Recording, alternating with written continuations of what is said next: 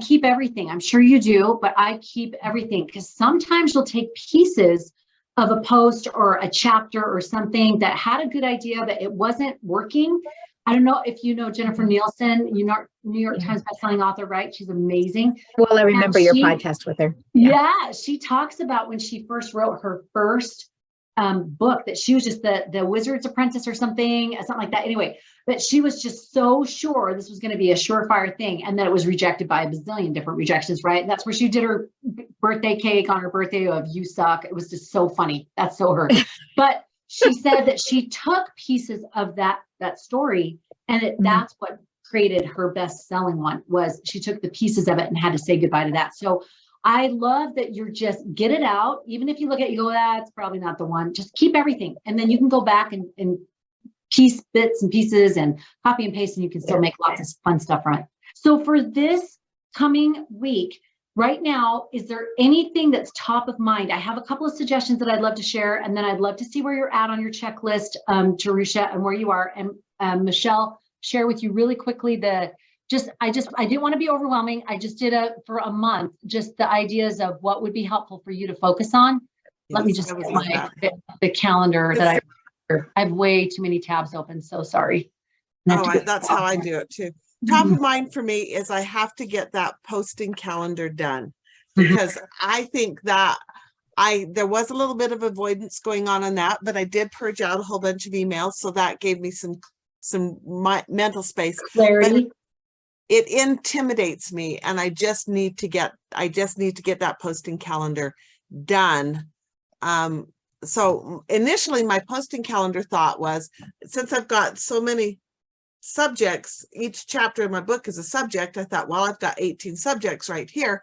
And then as we talked about the remember, the recognize, and the replicate, then I could just take 1 week, 1 chapter, and then do those 3 things, and then the next week move on to the next chapter and do those 3 things. So that was kind of at the back of my mind, is where I was going to head.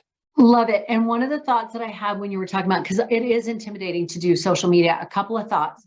One, we have a module from Julie Ballon. Have you seen that module yet? I asked Myra to post it on the WhatsApp today, so no worries, you're going to see it. She is a best-selling, award-winning fiction author, but she has an ebook that she gave us, and then she came on and taught the principles of doing a social media calendar.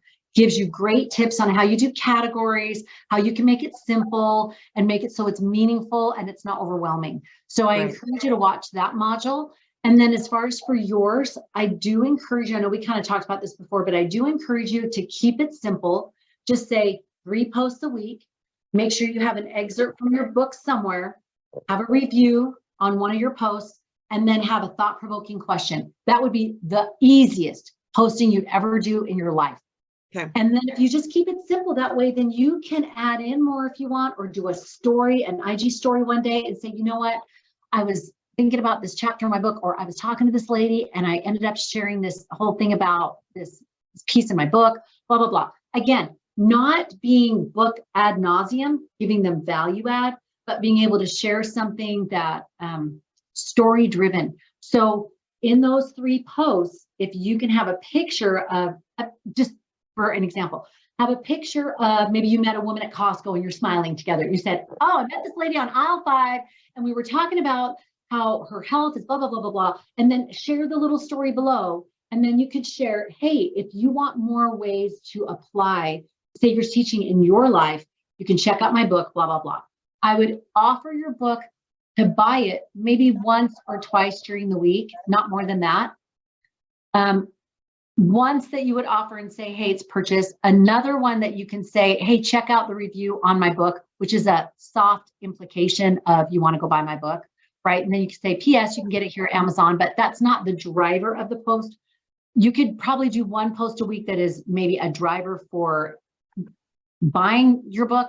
I would just err on the side of soft sell. So the rest of the time, it's more of, I'm sharing this concept, and P.S., if you want more of this, you can get it here or whatever. Well, and I think that was part of the thing. I just felt like, and appropriately so, the few weeks with the launch week and everything, it was just, I hit it so hard that I felt like everybody's tired of me and I need to step back a little bit and not do this hard sell for a while, because I do need the softer approach, because I just felt like I just hit it so hard. Now, Yeah. one quick question. I have, the more that things get out there, the more I have people sending me friend requests on my personal profile, which is great. And I have just made the decision recently, or not recently, but like the last year or so, that I'm not going to post my grandchildren on my profile and, things like that. But how do you transition away from your personal profile, where I have over 900 friends, to my author page, where I have a pittance of 150 or something like that? How do you Yes. transition? Okay, so you can It's do it a couple totally different okay. ways. You can do it a couple different ways, and Lamira probably is the one to talk to you about this, but here's what my experience has been. If at all possible, don't ask them to switch. If at all possible, change the name of your Facebook group, but you're going to need to titrate it, because people came on there for a personal connection with you. So I would encourage you to do some posts that say, with the launch of my book, and I need to consolidate so I can better serve you, not because it's in my best interest, but I can better serve you. I have realized I'm going to start transitioning this site into more of thoughts on the Savior, or something like that. Not about your book, but thoughts on the Savior, or whatever you want to call it, like not inklings, but like how she's got inklings, where it's something like that, like facets of the Savior, or whatever. Don't use that, but something Yeah. of the Savior, right? And then, or parallels of the Savior, like applying them on my daily life, blah. Then as you do that in the next few weeks, so maybe take the rest of March and really do some of these posts that really focus on the Savior. And again, kind of softly putting that book in the background, but being able to say, do more of the driver of what you want that Facebook group to be, which is going to be, my understanding is, how you can see new insights of applying the Savior's teachings in your life. So that's what I would start focusing on. That would be your posts. Won't you get locked out of Facebook if you do? Because what I read is that, or what I've heard is that they don't want you to use your personal profile page for a business page, and that they will lock you out. They'll shut you out if you do too much on your personal page. Okay, so I'm assuming that you have your business page. Do you have your business card page? Like it's the business Author Michelle Dennis Christensen is my, it's an author page. So I guess that would be the business page. And that's the one where I have hardly anybody on it, but everybody's on my personal page. Everyone's on your personal. So I would talk to Lamira, because what we had to do is we were on Connie Sokol, and then I wanted to do Purpose-Filled Women. And so if I remember correctly, we had to start that group and as a private Facebook group. And it was painful, because if I remember correctly, because we had to start building that from, kind of scratch. But I can't remember if we changed the Connie Sokol personal and then just made that my private personal Facebook group, or if it was, we had to start that Purpose-Filled Women, and I had my personal, because I don't have a personal Facebook group anymore. I don't even have that. You don't even have a personal page? They'll let you do that? I thought you had to have a personal page. I don't personally. I mean, I think I have my Connie Sokol in the orange dress, but that's still business. Like I don't post okay, let me say it this way. I don't have personal information, like a personal group for me personally, even though it may say Connie Sokol, it's still all business. Okay. I'll have to work with Lamira on that, because I do have a lot of friends and family. And if they tag, like I go to my granddaughter's play and my daughter-in-law posts the picture, then she tags me on it. It goes to my personal page, but I don't want the world to see my personal page. No, I don't blame you at all. You may need to, find out from Lamira if there's a better way to do that, because if it's been so thoroughly personal, see, even my Connie Sokol page, I didn't post a lot about family and stuff like that, even from the get-go. I mean, I posted more personal stuff, but not a lot. But I would check with Lamira. Yeah, the last year and a half, 2 years, as I've been moving into the author world, it has not been that intimately personal. But when I set the account up in 2009, right, I was You know on what? and off of it, and off of it more than I was on it. Mhm. Um, That's good news though, because even if you still stick with the personal and you're still going to post personal, then it sounds like you can weave in more professional. And it sounds like they haven't shut you down yet. You've been talking about your book and things like that, and they haven't done anything.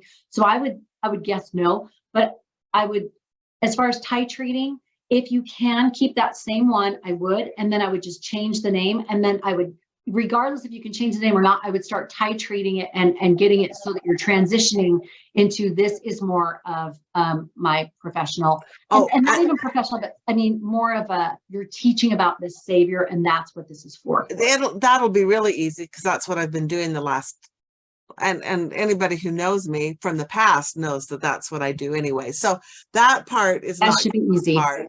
I Mhm. just wondered how I beef up the author page, and so that's I look at the business page of more of like, I mean, we still post on both, but it's more like announcements, it's more like events, it's more like whatever, because Okay. that's your business card. But this personal / author page, I would encourage you to just keep transitioning it. So it's almost a full transition and you have hardly any personal posts. You still have some people know you, but then consider the way to start a private one, at least from what we did and my understanding, is that they were going to be, it's very specific content in that private group, and from there we were going to call out the women who would want to do retreats. So it made right. sense for us to really create and nurture another group. Right. Okay. Whereas for Thank you, I you. don't think that makes sense right now. No, and I think as long as I'm not too salesy, Yes, then then they won't shut me down because I can post all I want about Jesus and, exactly. Well, and- for now, hopefully Facebook lets us, but on Instagram, you can definitely be more salesy on that, and that's great. Okay, great. Thanks. Love. And then on this, the marketing plan, these were just things that we had talked about. So you can go in and you can decide how you want to do this. Let me just share this. Well, I think you already have it, don't you? Just in Yeah, I case think you did share it with me. It'll just go top of your thing, just so that you have it just at the top of your emails. Right. That sounds great. You can go in and change any of this, but this is just what I was thinking would be helpful for the goals that you have for promoting is finesse your foundation. Make sure you've got your one big message, your pain points, all of those things, because that all helps the post that you make. You got, when you're doing your post, making sure that you nail one of those things, pain point, solution, something about your audience avatar, something like that, your one big message, the outcomes, and then 3 media posts per week. And then I put on here to address pain points, share a book review, share a book snippet that leads them to the opt-in. Then if you needed to create a new opt-in that better leads them to the book or build your community. So I don't know how you're going to opt-in, but something to get, like a lead magnet or something, and we could talk about that. And then bonus was create a rough outline of a promotional plan for the next 2 months or create collaborations. I know you're preparing for your book signing, but you could also consider doing those Facebook Lives where you're actually teaching them. You're so articulate that it's just such a beautiful thing and so narrative in the way that you talk. Oh, and I love the Facebook Lives. And I was thinking I might want to just set up a schedule where I just do those once a week or something like that, because I really enjoyed those. Yeah, and they're so good and you're so good at them. Even if it doesn't matter how many people come, you just make it consistent every week. Right. Now you can check the algorithms with Lamira. I think you need to be on for 20 minutes to actually help the algorithms. Now, a lot of times people don't want to be on for 20 minutes. They want to be on for 10. So anyway, find out what's better for you and what you actually have time for that you could be more consistent with, because people do go back and watch the recording. So it's up to you as far as balancing out. Well, I want the algorithms right now so I can have more like it gets out there. Or, well, when people will go back because it's only 10 minutes or 7 minutes, they'll go back and watch it. And so I get algorithms there. You could even do a 2-parter, the first 10 minutes and the second 10 minutes, and just keep rolling. There you go. I love it. That's a great way to do it. Perfect. So that's what I was thinking for you. If that sounds good, and you can go on and change any of that if it sits better. I'll work on that. Yeah.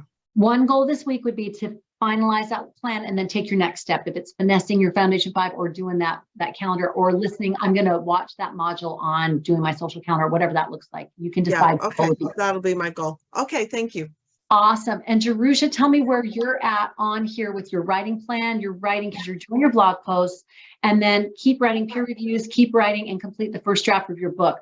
So I know you're like jumping ahead in all these modules and stuff. So it's so funny. This is not your usual typical author track with what we're experiencing here. It's very like personal and tailored. It's so great. So I would love to know, where are you at? And do you have any questions or any things that you need help with? Not at the moment, just because I think right now it's more about, I just need to keep writing. And I am watching the modules, and I am, I mean, all of those things I'm still doing. So I think I'm just going to keep on Just forging keep ahead writing. with that. Love it. And I know you have, your goal is to publish by September 2023. So we wanted to Yeah. talk for a little bit about the traditional versus non-traditional indie or self-publishing. And it's Yeah. wonderful that Michelle's on here. And I would love to actually, if you want to hear this, I would love to hear a little bit from Michelle about her experience with Cedar Fort, of how that's gone for you. Would that be helpful, Jerusha? Oh, yeah. Because I can share my experience. I think I have in some of the modules, but I would love to hear Michelle's experience. Maybe what's the good, the bad, the ugly, or like when, this was great, this wasn't great, this I would love to have done differently. So if you want to just give us some thoughts. Yeah, absolutely. I pitched to Cedar Fort when I was at the LDS PMA conference. If you can attend a writers conference and pitch, that is far better than just submitting it cold.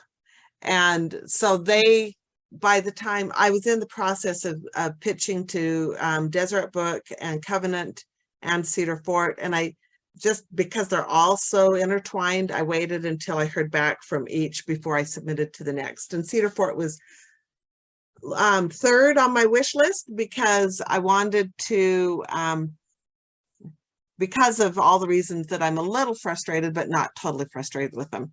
If I could have gotten in with Deseret Book, I think I would have had a little more support and things like that, but I didn't. And so that's fine. So when I pitched to Cedar Fort, hang on, I have to turn off my heater. I'm in my basement, and so sometimes I have to have, it's hot now because I had a heater going. Anyway, they accepted, and Covenant and Deseret Book and Shadow Mountain, they usually take about 2 years from when you sign the contract till the book comes out. My book, I signed the contract with Cedar Fort the end of March a year ago, and my book came out in February. So that was really good. There's a place with Cedar Fort that they quit doing fiction. So they do picture books, cookbooks, national generic nonfiction, and Latter-day Saint nonfiction.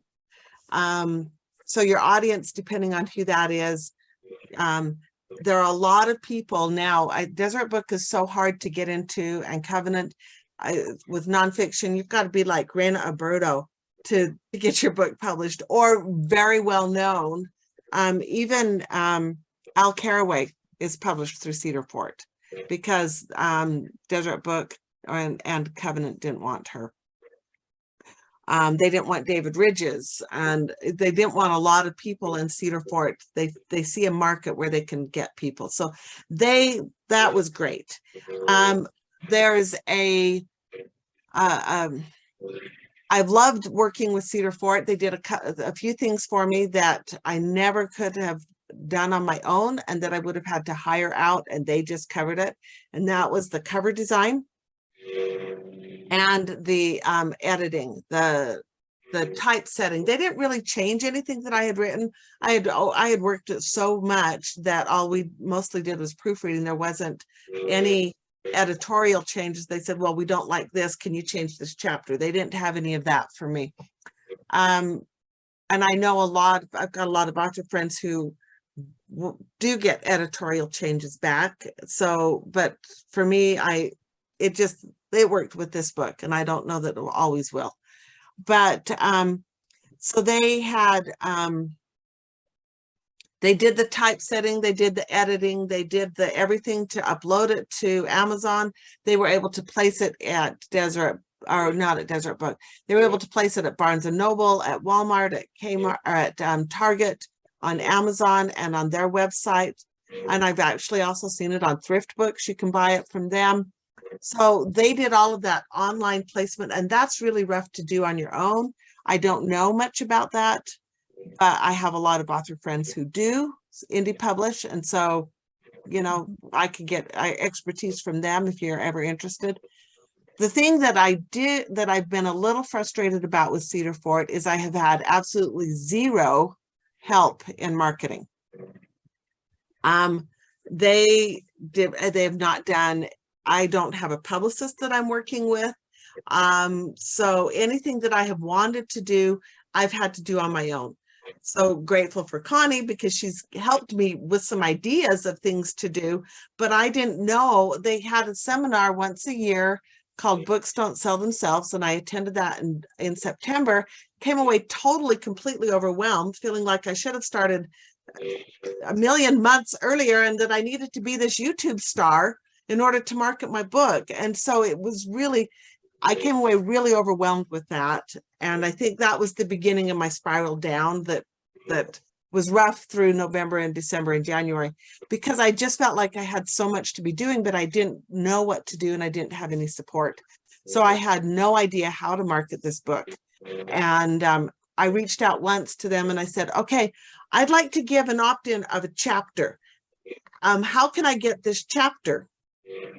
And the email I got back was, here's a link to, I think it's BookFunnel, where they said, you can give this book away to anybody you want to. Here's your link. And I'm like, that's not what I wanted. I want a chapter formatted beautifully so that I can give, hey, look, here's a sample of my book. Now, come and buy the rest. I didn't want to give the whole book away, but I haven't gotten that kind of support.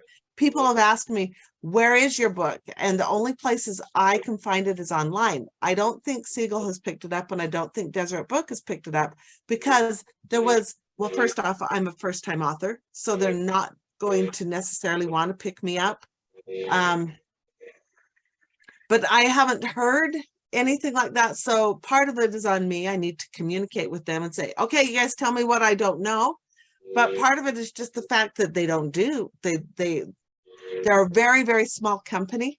And so that's been a little frustrating in trying to do my own audio recording because it's my own book. I felt like as a memoir-ish, it would be nice to have me record it. I didn't feel like I got a lot of support. And finally, it was like a week or two after the retreat, I drove down there and finally met with not the person I'd been trying to meet with who kept counseling on me over and over, but someone else who, Scott Jackson, who'd actually had a couple of years of theater school. So he was able to give me some coaching, but by then I was deep diving into my launch and I need to get back and do the audio recording because I haven't done that yet. But I've got some ideas of how I can make that better. So I would do it again. I would do it again because I didn't have to worry about the cover design. I didn't have to worry about the formatting. They helped me work my bio. Although after our Foundation 5 class today, I'm kind of wishing I had that class like 6 months ago. Anyway, and they've been wonderful to work with that way, as long as you go into it knowing that not only will you have to do most of the marketing, you have to do all of the marketing. I thought I would have to do most of the marketing, which is what you have to do with Covenant and Deseret Book, but I have to actually do all of the marketing. So the trade-offs are there, but the amount of money they own, I had them put the copyright in my name, but they own the rights in perpetuity. So if I ever want it back, I have to buy it back from them. That caused me a little bit of consternation because I felt like I'm putting a lot of stories in here about my life. Are they going to copyright my life? But I've come to realize, no, they're not going to copyright my life. They're copyrighting the words in the story. And if I want to tell the story of my dad and an experience that I had with him that I included in the book, I just have to write it differently. It's not that I can't tell the story. It's that I can't use what they've copyrighted. And a fifth of it is available for promotion. So it's like I can rewrite some of these stories and put them on Family Search, memories. So for me, that's been the good, the bad, and the ugly. I also feel like being traditionally published is validating in a way that indie published is not. And if I have this first draft done of a book, a nonfiction young adult book, a fiction young adult book where a boy age 14 ends up time traveling back to Joseph Smith's day. And the whole thing is, if I just could speak with Joseph Smith, then I would know the church is true. And he that doesn't work. Just like the scribes and the Pharisees didn't know that Jesus was really Jesus because they didn't listen. And the boy has to learn, hear him, just like the rest of us do. Just seeing Joseph Smith doesn't make a difference. So I've got that first draft. I want to get that finished and published one day. I don't know if I'll have to indie publish that because there is very little market for it, even less market for it than there is for nonfiction. But the fact that I am traditionally published now gives me a little more credibility in future works that I want to do.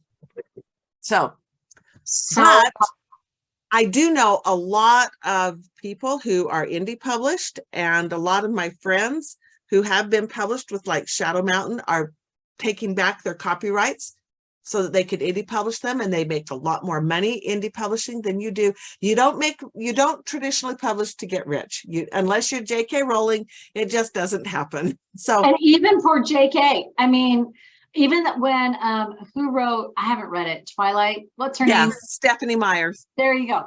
I mean, they sold 44 million and she gets 4.5 million. She gets like $1 a book, maybe, which you go, oh, 4.5 million, that's great.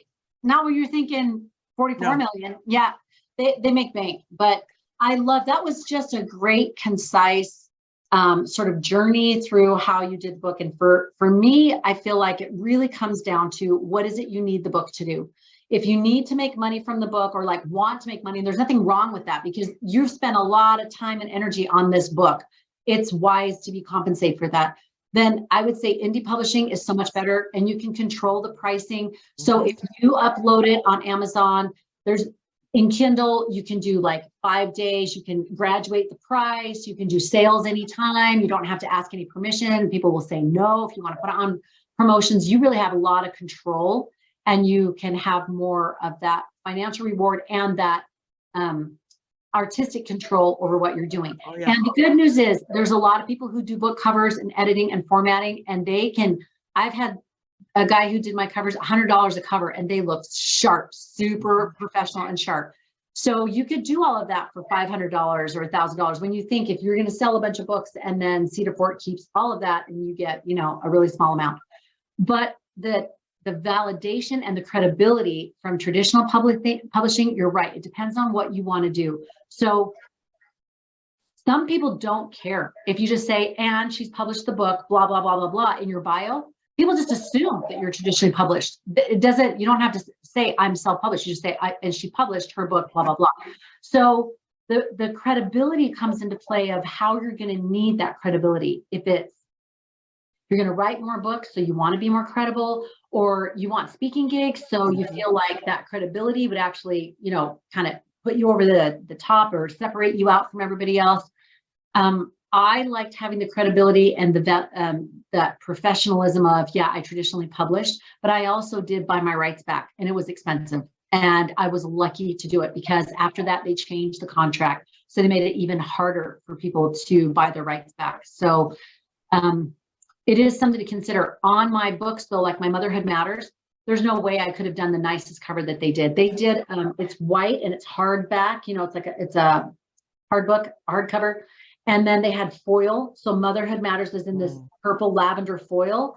And then silver with the kind of curlicue silver. There's no way I could have done that unless I sent it to China or something like that. And I didn't want to deal with anything like that. So then I was able to buy those books back for like $1.65 a book. I mean, it was like fantastic. So the other thing that a lot of them will put in a contract is that they get first right of refusal for any books in your same genre.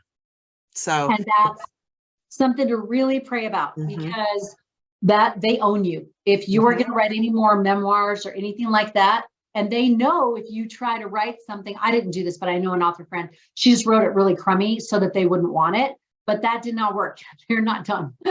So if you want to continue writing in that genre and you feel like I only have 1 or 2 books in this and it's going to be great and they're going to love it, then that's a great idea because that's not really the genre you're going to actually write. So for me, fiction, I wasn't too stressed about it because I'm like, I'm not really going to write a lot of fiction. So I'm not too stressed. But I ended up going indie with my fiction anyway, because it was better. It was just more financial benefits to that. And that's where my friends who do fiction, but again, what's your path? And that's something I would really ask you, maybe we'll kind of end on, is what's the path that you want to walk? Because if you want to walk fiction, like for me, like I didn't want to walk fiction, but my friends that did, they're making bank, and they did it with, publishing indie. Where my friends that I know, Josie Kilpack and Sarah Eden, and I know how hard it is for them to make money going through Deseret Book and all of that with their fiction, because they're still not making that much, and they're selling thousands of copies of what they're doing. So, and then too, they'll have control, like Jen Geigel Johnson.